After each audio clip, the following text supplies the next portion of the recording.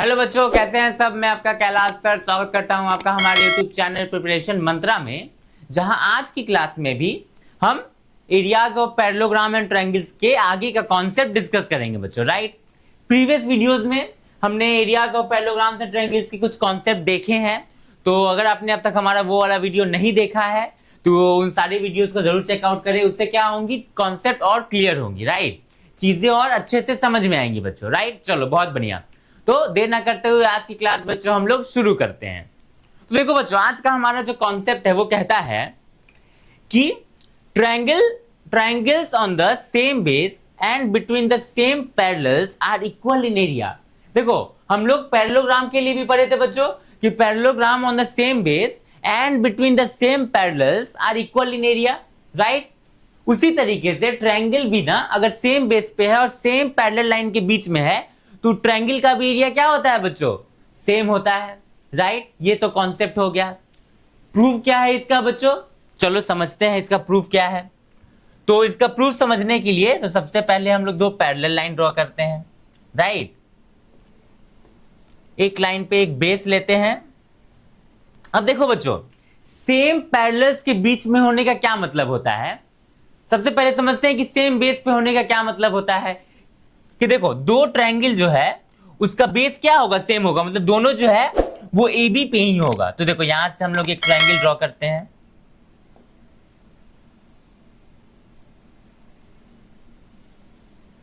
ये क्या है बच्चों, ट्रायंगल एबीसी। ठीक है, इसका बेस क्या है, ए बी है। अब देखो, एक और ट्रायंगल बच्चों हम लोग ड्रॉ करते हैं, ट्रायंगल ए बी डी। इसका भी बेस क्या है बच्चों, ए बी है। राइट, क्लियर है यहां तक। तो इसको हम लोग कहेंगे triangles on the same base. Same parallels के बीच का क्या मतलब होता है बच्चों, तो देखो, इस दोनों ट्रायंगल का जो बेस के अपोजिट वाला वर्टेक्स है वो दोनों क्या हो रहा है, सेम पैरेलल लाइन पे लाई कर रहा है। सेम लाइन पे लाई कर रहा है और वो लाइन क्या है, बेस के पैरेलल है। सिंपल।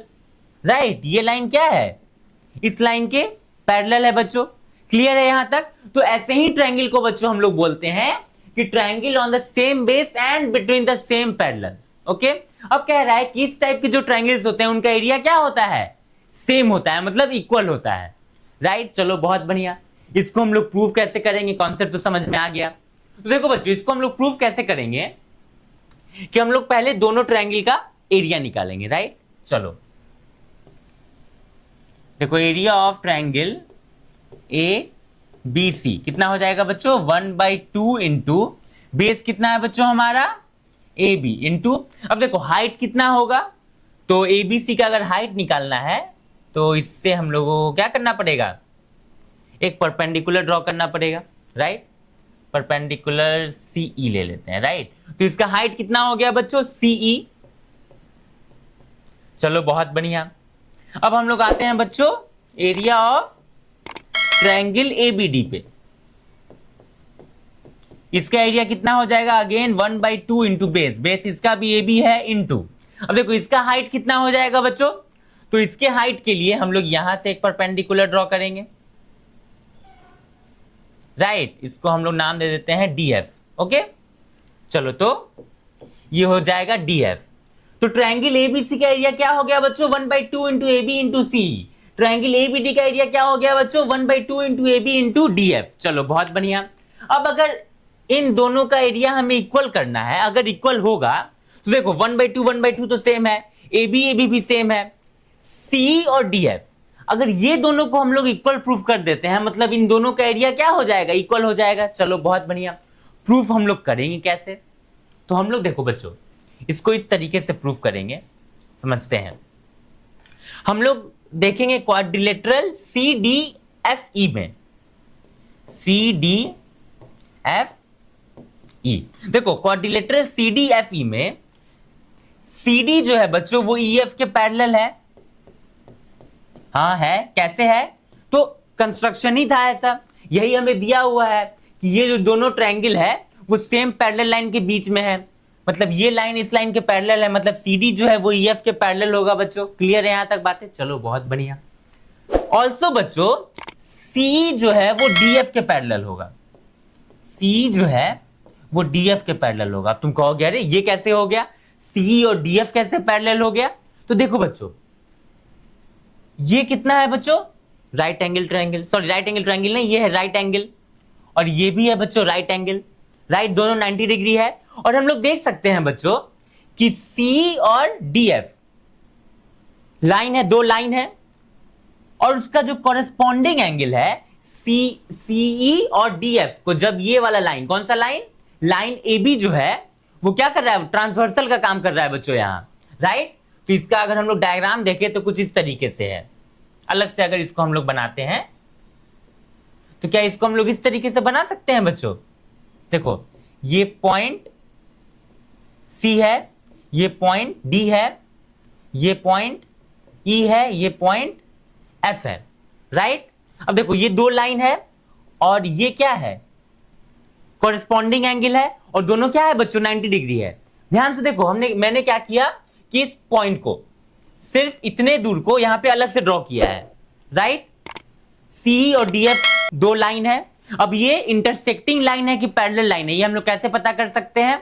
तो सिंपली यहां से एक ट्रांसवर्सल ड्रॉ करेंगे, जो कि ए बी एक ट्रांसवर्सल का काम कर रहा है यहां पे, और देख सकते हैं हम लोग यहां पे बच्चों की जो कॉरेस्पॉन्डिंग एंगल है वो क्या हो रहा है, सेम है, मतलब दोनों 90 डिग्री है। तो हमें पता है कि अगर कॉरेस्पॉन्डिंग एंगल इक्वल होगा बच्चों, मतलब दोनों लाइंस क्या होंगी, पैरेलल होंगी।